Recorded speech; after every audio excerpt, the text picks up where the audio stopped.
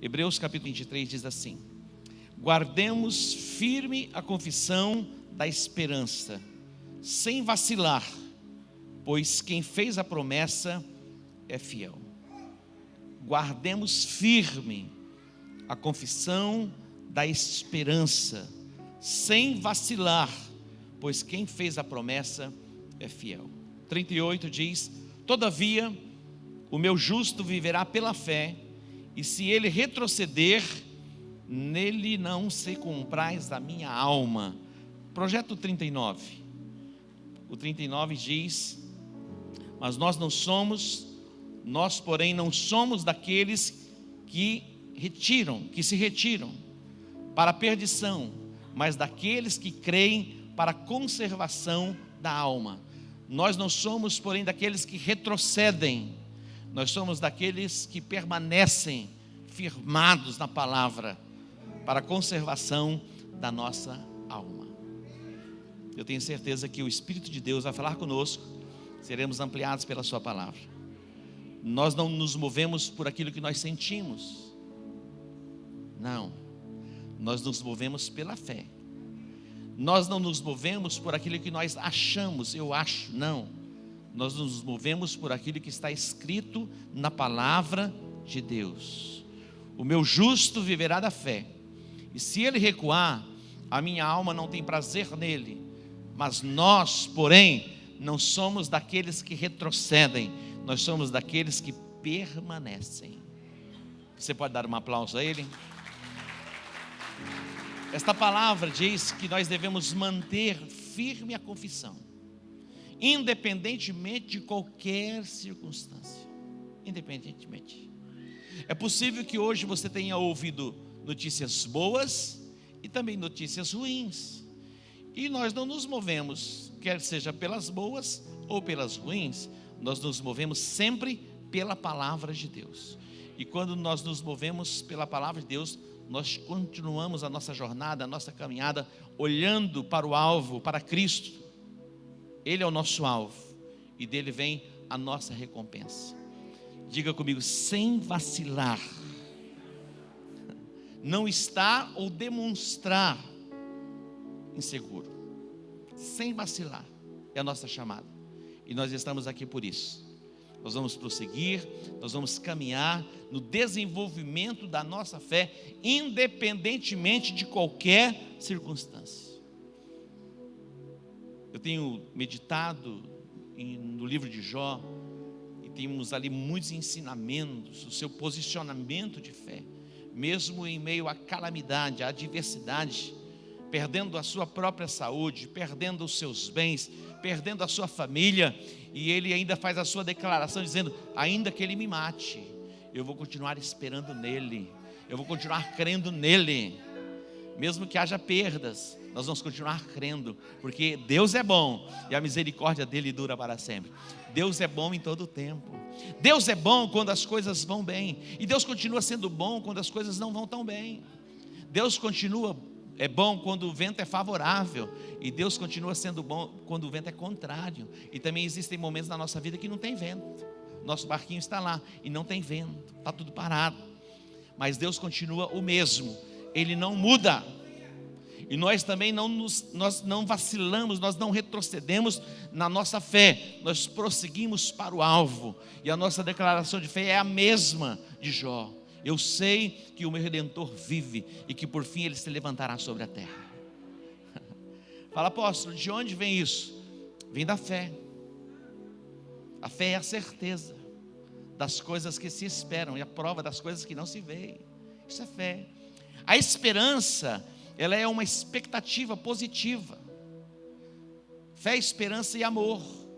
A esperança é uma expectativa positiva, e a Bíblia diz que a esperança é a âncora da nossa alma, e a certeza é que a nossa esperança no Senhor jamais será frustrada. Diga: a minha esperança no Senhor jamais será frustrada. O apóstolo Paulo, ele é um modelo para nós de fé, de esperança, de perseverança, do desenvolvimento da sua jornada, da sua caminhada, dentro da sua chamada ministerial, enfrentando todos os desafios que você possa imaginar.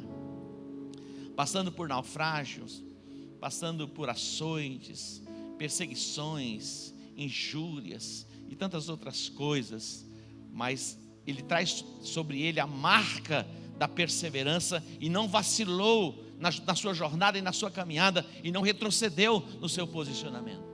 Quando o apóstolo Paulo ele foi alcançado por Jesus Cristo no caminho de Damasco, foi uma experiência extraordinária. Mas quantas pessoas tiveram experiências maravilhosas com Deus e retrocederam? Paulo ele vai ter a sua experiência, e logo após a sua experiência, ele vai se retirar um tempo, por 3 anos, ali na Arábia. Ele vai permanecer por lá, e também em Damasco. Depois de 3 anos, ele volta a Jerusalém. Ele vai ter um encontro com Pedro. O apóstolo Pedro era o apóstolo da circuncisão, e o apóstolo Paulo foi chamado para ser o apóstolo da incircuncisão. Foi ampliado no entendimento. Paulo compreendia algumas coisas em que Pedro tinha dificuldade de compreender, mesmo caminhando com Jesus. Foi dado a ele o ministério da circuncisão, e a Paulo o ministério da incircuncisão. Paulo foi levado para alcançar os gentios, mas ele vem ter um tempo em Jerusalém com o apóstolo Pedro. Depois ele volta novamente, ele vai para a Síria, depois para a Sicília, e ele permanece ali 14 anos, distante de Jerusalém e distante também do contato com os outros apóstolos. Mas algo tão extraordinário vai acontecer, porque ele vem a Jerusalém para se reunir, porque havia ali questionamentos, e eles diziam, mesmo sendo apóstolos de Jesus, tendo o entendimento que a salvação estava em Cristo Jesus, havia uma exigência que todo aquele que se convertesse, sendo gentil, tinha que circuncidar-se. E a Bíblia diz que o apóstolo Paulo ele se posiciona de tal forma na proclamação do Evangelho que ele recebeu por revelação de Jesus Cristo. Ele diz, por nenhuma hora nós retrocedemos no nosso posicionamento de fé, do entendimento que nós recebemos. Então por nenhum instante nós vamos retroceder na nossa confissão de fé. Estamos posicionados em Cristo Jesus. Amém? Nós temos liberado uma declaração: nenhum dos nossos vai morrer por Covid-19. Estamos declarando, é por fé. Mas precisamos o quê? Nos unir e sustentar a declaração. Você acredita nisso? Diga, eu creio. Por nenhuma hora você vai retroceder. Por nenhuma hora você vai se deixar contaminar pela incredulidade e vai manter firme a confissão da sua esperança. E seja qual área for da sua vida. É possível que você conheça alguém que esteja enfrentando em uma outra área, ou mesmo você em uma outra área. Você não vai retroceder no seu posicionamento de fé por nenhum minuto, não é uma hora, por nenhum minuto. Quando vier aquele pensamento que você deu alguns milésimos de segundo, já entra em operação a fé. E você neutraliza esse espírito de incredulidade, e você neutraliza o espírito de medo. É tão extraordinário o nosso posicionamento. Queridos, nós somos tentados a pensar como o mundo pensa. Nós somos tentados muitas vezes das circunstâncias, das adversidades, conformarmos a nossa mente e conformarmos a nossa confissão com aquilo que está acontecendo. Mas nós vamos neutralizar toda a ação e operação das trevas na nossa confissão, alinhados e fundamentados na palavra de Deus. Diga, eu creio. Que as circunstâncias não te afaste da sua convicção de fé. Que aquilo que é circunstancial não te afaste da sua confiança, da sua convicção, daquilo que você tem crido. Crie, por isso eu falei. Diga, eu creio, por isso eu falo. Quando nós olhamos para Abraão, Abraão é o nosso pai da fé. Abraão, a Bíblia diz que ele creu contra a esperança que seria feito pai de nações. Interessante, porque tem 2 traduções. A Bíblia é extraordinária e ela se completa. Mas diz que Abraão, uma tradução diz assim que Abraão, ele atentou, ele sabia o que estava acontecendo. Lógico que ele sabia. Ele sabia que o seu corpo estava amortecido. Mas ele não atentou, não ficou focado naquilo. Ele sabia que o seu corpo já estava amortecido. Ele sabia que Sara tinha o seu ventre onde ela não podia conceber. Ela era estéril. Abraão sabia que Sara era estéril. E Abraão, com 99 anos de idade, ele tinha consciência que ele já não funcionava mais. Tinha broxado. Tem solução para isso também na Bíblia. Mas hoje tem os meios, né? Você procura o doutor Fernando Coutinho, que ele te dá uma orientada. Mas Abraão, ele sabia que ele tinha um problema. Mas ele não atentou para aquilo. Então há poder no sangue de Jesus, no nome de Jesus. Até os mortos voltam, são ressuscitados. O terceiro dia é igual o Lázaro, não dá, está lá, deixa como está. Tem jeito. Então há esperança. Há esperança para a árvore que foi cortada. Ao cheiro das águas ela brotará. Jesus é muito lindo. Tem gente há tanto tempo que não sabe o que é isso, que está aí perturbado. Já vai, ressuscita. Tem uma canção que nós cantamos. Como que é a canção? Está ressuscitando. Ressuscita. Abraão, ele tinha consciência que Sara era estéril. Ele tinha consciência que ele já não funcionava. Mas a Bíblia diz que ele não atentou para isso. Eu quero chamar você hoje a não atentar para aquilo que é circunstancial. Estamos diante de uma pandemia?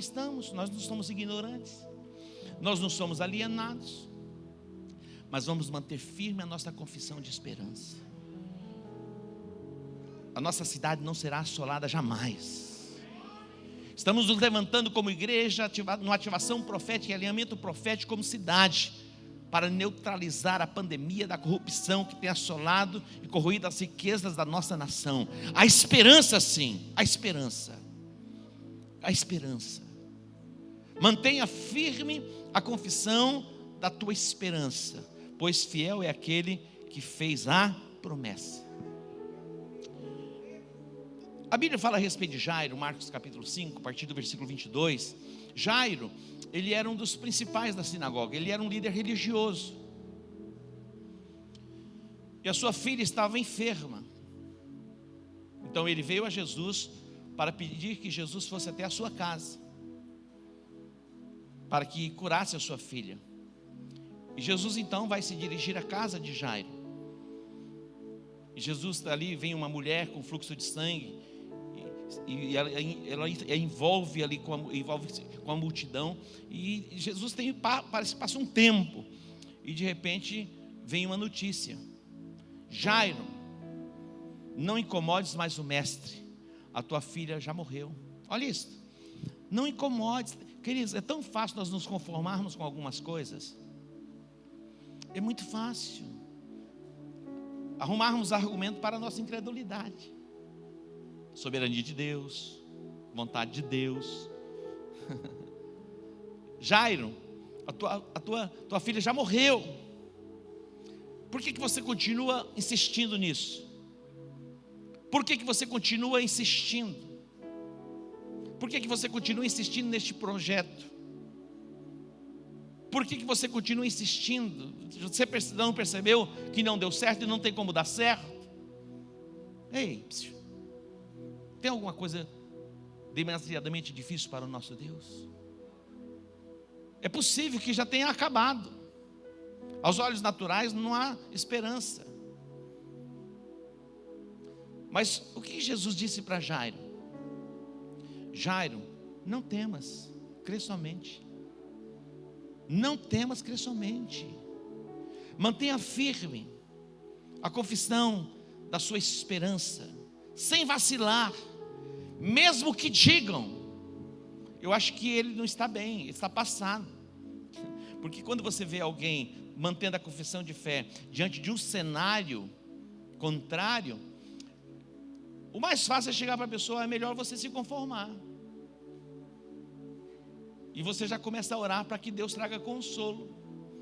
Porque aos olhos naturais não tem possibilidade, não há perspectiva de mudança. Então muitas vezes é mais fácil de trazer uma palavra de conforto, de consolo, ao invés de trazermos uma palavra para que a pessoa mantenha firme a sua confissão. Jairo, a tua filha já morreu.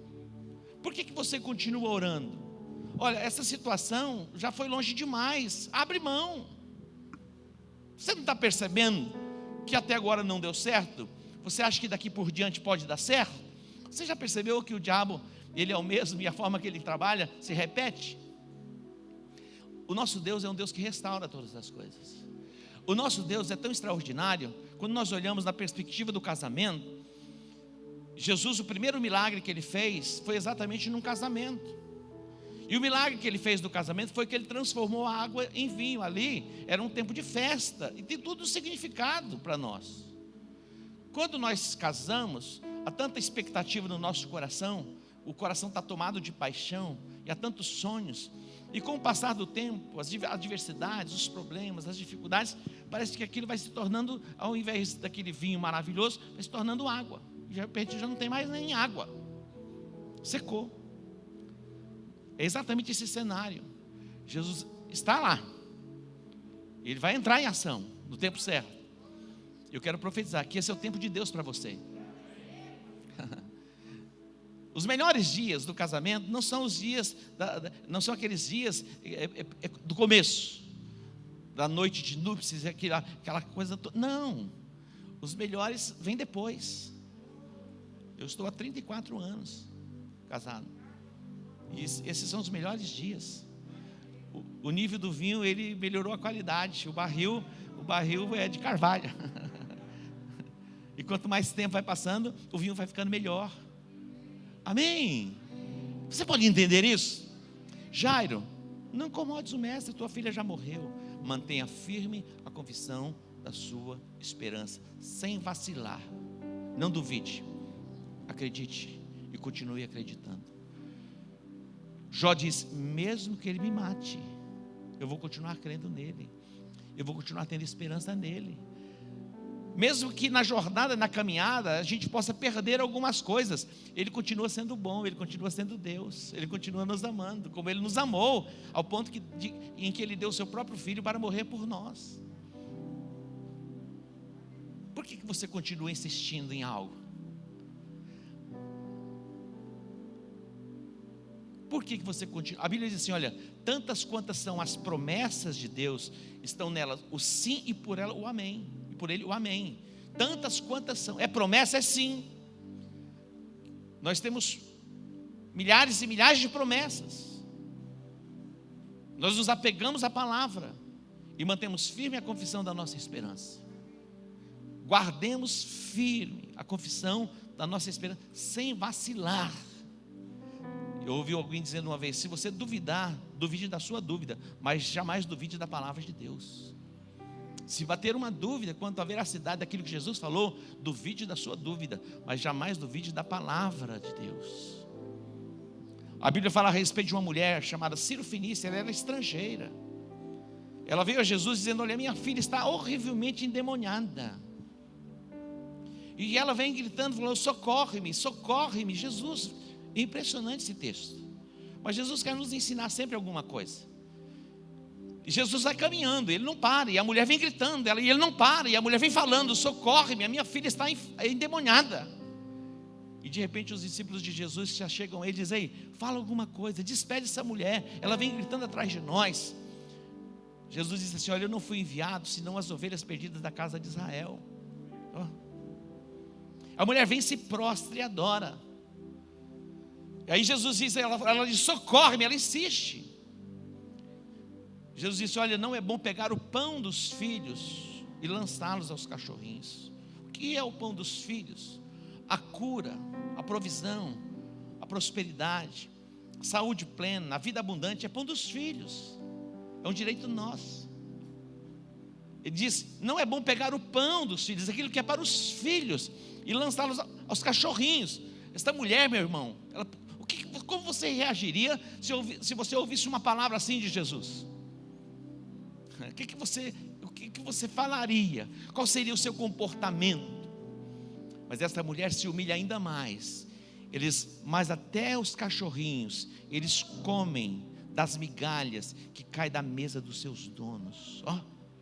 Jesus disse, se Jesus fosse americano, ele dizia assim: uau, nem em Israel, ele disse, encontrei tanta fé. Vai e seja feito conforme a tua fé. Percebe? Guardemos firme.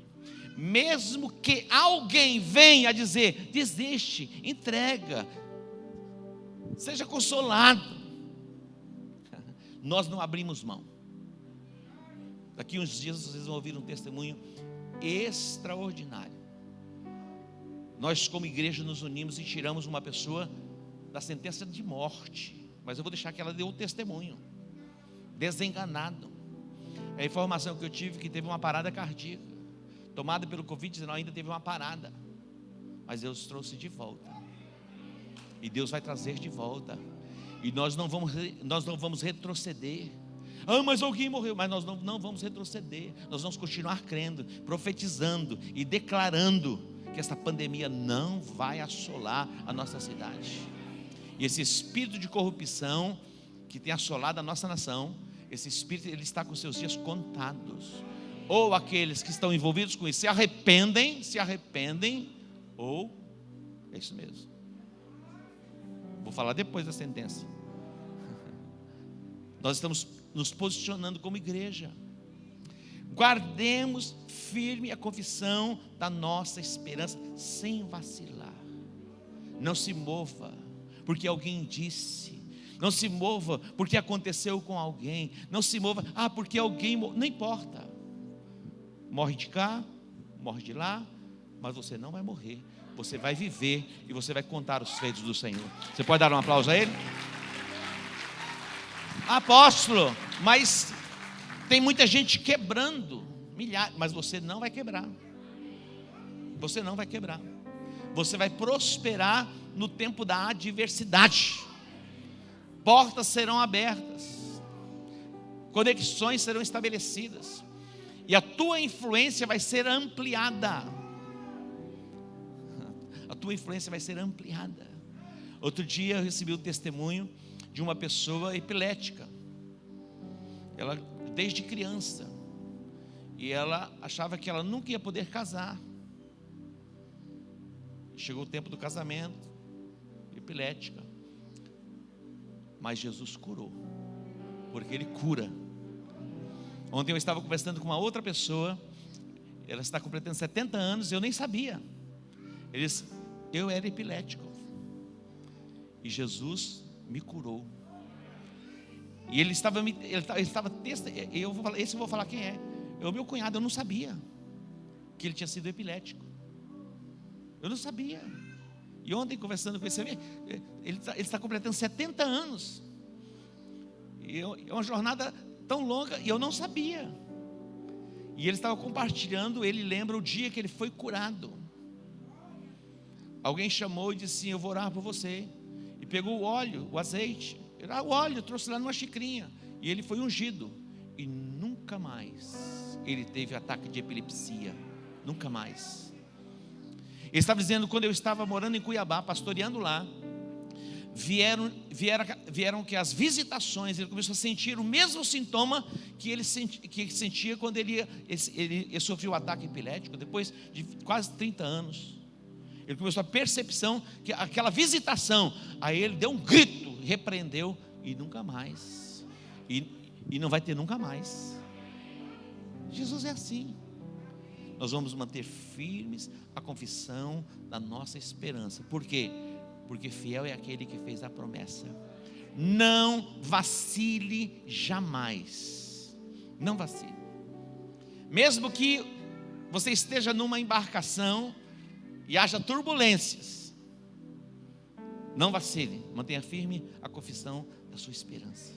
Nós estamos juntos, mantendo firme a confissão da esperança.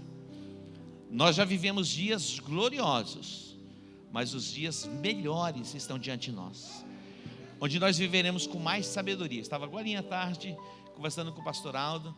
Hoje bateu um sentimento dele para ele ficar mais perto de mim, não sei porquê. Que nós perdemos um amigo. E ele ficou assim meio chocado. Ele falou, pai, eu quero estar mais pertinho de você. Eu chego em casa lá, quem está lá? O Aldo. Falei, o que ele está fazendo aqui? Eu vim estar um pouquinho com o Senhor. Falei, glória a Deus. Mas a gente estava falando a respeito dessas coisas. Somos surpreendidos, mas absolutamente nada nos tira do alvo. Estamos firmados na rocha e não retrocederemos jamais. Eu quero profetizar uma nova estação sobre a sua vida. Mas o meu justo viverá da fé. Se ele recuar, se ele retroceder, a minha alma não tem prazer nele. Mas nós não somos daqueles que retrocedem para a perdição. Nós somos dessa espécie que persevera e mantém a confissão. Cri, por isso falei. Glória a Deus. Cri, por isso falei. Nós viveremos os melhores dias debaixo de sabedoria, de entendimento. Nós vamos viver intensamente o reino. A próxima live, na quarta-feira, eu vou falar sobre desígnio, sobre propósito. Ou terça-feira. Que dia que eu falei? Quarta-feira. Terça-feira. Que horas? 7 em ponto. Vou falar sobre desígnio. Por que nascemos? E por que permanecemos aqui? Porque tem um propósito, você vai saber lá. Mas é muito importante que nós tenhamos o que? O equilíbrio. Como é importante o equilíbrio? Vivemos intensamente no espírito. A alma envolve relacionamento, esse momento gostoso, prazeroso, que você faz aquilo que lhe agrada, mas lógico que não compromete a tua santidade. Mas relacionamentos, lugares que você pode estar, isso é maravilhoso, sem condenação. Você praticando aquilo que você gosta, cuidando do seu corpo, nós vamos viver a plenitude em Cristo Jesus. Há uma expectativa no meu coração, que viveremos dias gloriosos como igreja. E o clamor do meu coração é que venha um avivamento sobre nós, porque não é por força nem por violência, mas é pelo Espírito Santo. Mantenha firme a confissão da sua esperança sem vacilar. Não se deixe mover por aquilo que é circunstancial. Está chovendo, está bonito. Está ensolarado, está bonito do mesmo jeito. Tudo muito lindo. Glória. Então dê um aplauso ao Senhor.